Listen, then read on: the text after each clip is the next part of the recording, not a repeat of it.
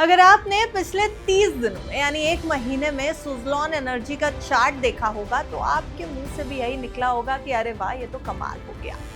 Stock ने पिछले एक महीने में लगभग 44% का रिटर्न दिया है। अप्रैल 2026 में सुज़लॉन ने 41 से 45% की तेजी दिखाई। ये 2009 के बाद इसका सबसे बेहतरीन अप्रैल रहा है। मार्च का लो था 38 रुपए के आसपास और आज ये 57 रुपए के आसपास ट्रेड कर रहा है। मार्केट कैप 77,000 से 78,000 करोड़ के आसपास है। लेकिन एक सवाल ये कि क्या ये रैली सिर्फ लक है या फंडामेंटल्स भी मजबूत है और आगे टारगेट्स क्या है, क्या अभी इसे खरीदना चाहिए? तो आज के इस एनालिटिकल रिपोर्ट में हम पूरा ब्रेकडाउन लेकर के आए हैं आपके पास। Fundamentals, technicals, order book, sector tailwinds, risk, realistic target, सब कुछ। इसलिए वीडियो को एंड तक हमारे साथ देखिएगा जरूर। हेलो एंड वेलकम, आप देख रहे हैं गुड रिटर्न्स। मैं हूं आपके साथ अरुणिमा द्विवेदी। देखिए, सुज़लॉन एनर्जी के बारे में पहले थोड़ा सा जान लेते हैं कि आखिर ये कंपनी करती क्या है। भारत की सबसे बड़ी विंड टर्बाइन मैन्युफैक्चरर कंपनी है सुज़लॉन। साल 1995 में शुरू हुई ये कंपनी रिन्यूएबल एनर्जी सेक्टर में मजबूत पोजीशन रखती है। ये विंड टर्बाइन बनाती है, इंस्टॉल करती है और मेंटेनेंस भी संभालती है। अब कंपनी ईपीसी बिजनेस को भी तेजी से बढ़ा रही है, जो मार्जिन के हिसाब से काफी बेहतर लग रहा है। कंपनी ने क्वार्टर 4 के रिजल्ट्स तो नहीं जारी किए हैं वित्त वर्ष 2026 के लिए, लेकिन लेटेस्ट रिजल्ट्स इसके क्वार्टर 3 के थे FY 26 के लिए, जहां पर रेवेन्यू थी 4,228 करोड़ रुपए, यानी सालाना आधार per year on year basis पर 42% की ग्रोथ। एप्टा की बात करें तो वो था 739 करोड़, 739 करोड़ रुपए, सालाना आधार पर 48% की growth, 48% year on year basis. Net profit था 445 करोड़ रुपए। कंपनी ने रिकॉर्ड 617 मेगावाट्स की डिलीवरी की थी, जो उसके लिए अब तक की सबसे ज्यादा तिमाही डिलीवरी रही। ऑर्डर बुक रिकॉर्ड 6.4 गीगावाट्स पर पहुंच गया है। कंपनी अब नेट कैश पॉजिटिव पोजीशन पर आ चुकी है और कर्ज लगभग खत्म हो चुका है। मैनेजमेंट वित्त वर्ष 2026 में मजबूत ग्रोथ का गाइडेंस भी दे रहा है। अब एक और सवाल, इस 44% रैली की असली वजह क्या रही है, जिसके बारे में हम बात कर रहे थे। देखिए, हमने आपको टेक्निकल समझाए हैं रिजल्ट्स के, वो भी वित्त वर्ष 2026 की तीसरी तिमाही के। चौथी तिमाही के नतीजे आना अभी बाकी है और मई में कंपनी ये रिजल्ट्स रिलीज कर सकती है। लेकिन बात यहाँ पर हो रही है कंपनी की एक महीने की रैली। तो समझिए कि रिकॉर्ड ऑर्डर बुक और मजबूत एग्जीक्यूशन, गर्मी के मौसम में बिजली की मांग बढ़ने और शाम के पीक टाइम में विंड एनर्जी की जरूरत।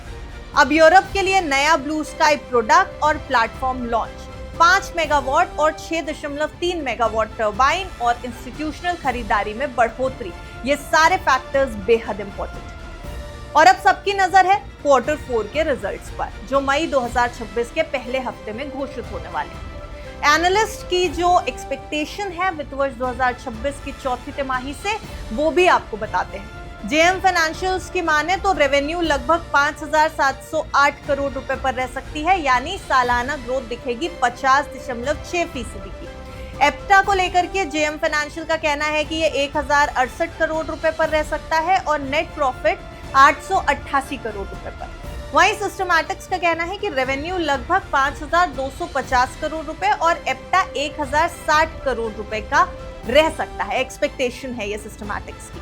कुछ एनालिस्ट रेवेन्यू को 3,400 से 3,700 करोड़ और प्रॉफिट आफ्टर टैक्स यानी पैट को 540 से 600 करोड़ रुपए के आसपास भी एक्सपेक्ट कर रहे हैं। तो कुल मिलाकर के एनालिस्ट मजबूत सीक्वेंशियल ग्रोथ और बेहतर मार्जिन की उम्मीद कर रहे हैं चौथी तिमाही से। रिजल्ट्स में order book update, execution numbers और वित्त वर्ष 2027 का गाइडेंस बेहद इंपॉर्टेंट रहने वाला है। अगर रिजल्ट एक्सपेक्टेशंस को बीट कर जाते हैं और मैनेजमेंट कॉन्फिडेंट गाइडेंस देता है तो स्टॉक में और भी ज्यादा तेजी की उम्मीद है। टेक्निकली स्टॉक ने 38 से 40 रुपए के जोन में मजबूत रिवर्सल भी दिया है।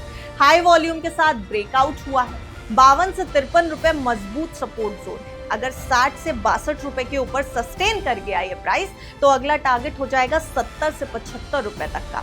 और अब बात अगर इसके 52 वीक हाई की करें तो वो था 74 रुपए 30 पैसे। एनालिस्ट का ओवरऑल मूड पॉजिटिव नजर आता है। कंसेंसस रेटिंग स्ट्रॉन्ग बाय है। एवरेज टारगेट प्राइस 62 से 65 रुपए है, जो मौजूदा स्तर से 14 से 18% तक का अपसाइड दिखा रहा है और सबसे ऊंचा टारगेट अगर हम देखें तो वो 78 रुपए का लग रहा है। अगर हम मौजूदा वैल्यूएशन देखें तो वो रीजनेबल लग रही है क्योंकि कंपनी का एग्जीक्यूशन ट्रैक रिकॉर्ड्स भर रहा है और आरओसीई भी हेल्दी। Q4 रिजल्ट्स के बाद टारगेट्स में बदलाव हो सकता है। सरकार का 500 gigawatt renewable energy target, wind capacity का तेजी से बढ़ना और सोलर विंड हाइब्रिड प्रोजेक्ट्स, ये सब कुछ सुज़लॉन के लिए बहुत बड़े टेलविंड्स हैं। अगर एग्जीक्यूशन सही रहा तो लॉन्ग टर्म में कंपनी बहुत बड़ी वैल्यू अनलॉक कर सकती है। लेकिन अब समझिएगा, निवेश में रिस्क है। रिस्क क्या है वो सुन लीजिए। स्टॉक हमेशा से बहुत वॉलेटाइल रहा है, एग्जीक्यूशन में देरी है, सप्लाई चेन की समस्या है और ग्रिड कनेक्टिविटी भी चुनौतियां हैं। पॉलिसी में बदलाव का रिस्क है और मार्केट करेक्शन में 20 से 25% की गिरावट भी आ सकती है। इसलिए सलाह आपको यही है कि हमेशा अपना रिस्क एपेटाइट देखकर ही निवेश करिएगा।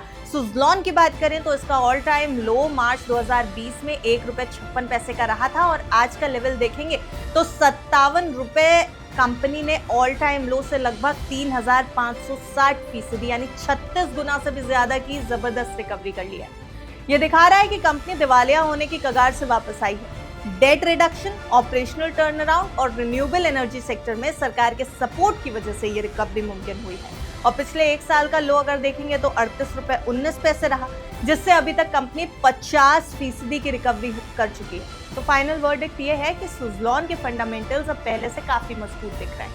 रिकॉर्ड ऑर्डर बुक है, लगभग डेट फ्री पोजीशन है, सेक्टर टेलविंड्स हैं और Q4 में उम्मीद की जा रही है मजबूत नंबर्स की।